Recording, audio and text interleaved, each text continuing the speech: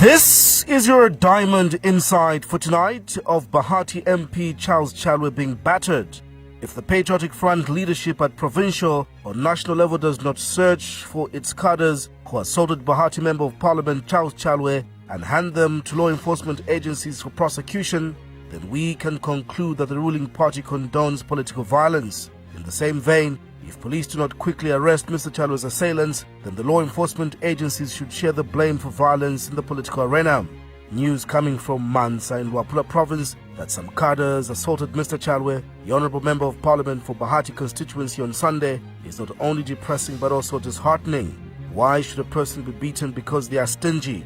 We ask this question because Mr. Chalwe was beaten because he is allegedly stingy and does not share his parliamentary emoluments. When they accosted the lawmaker, the cadres were demanding a 50,000 kwacha.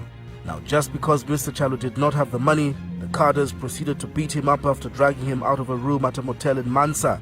Now, according to Mr. Chalwe, the assailants are known people who he can identify. This places the attackers at the mercy of the Patriotic Front leadership in Luapula province and Lusaka headquarters. The PF cannot afford to have members whose specialization is extorting money from other members, and when they fail to get that money, they apply extra means to get what they want. The PF is a club which should attract membership because of a sound ideology instead of the money being the motivation to join the club. The cadres have really sold the name of the ruling party that they do not have strong followers but money-thirsty vouchers as an ideology. But the PF leadership should blame itself for exposing the hidden treasures of individual members.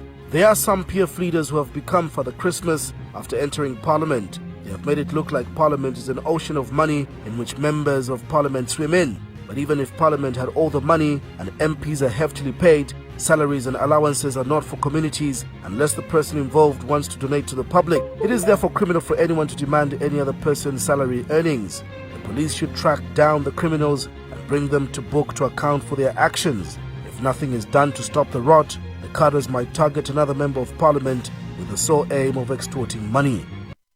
Let's take a short break and I'll be back with more details in your business news.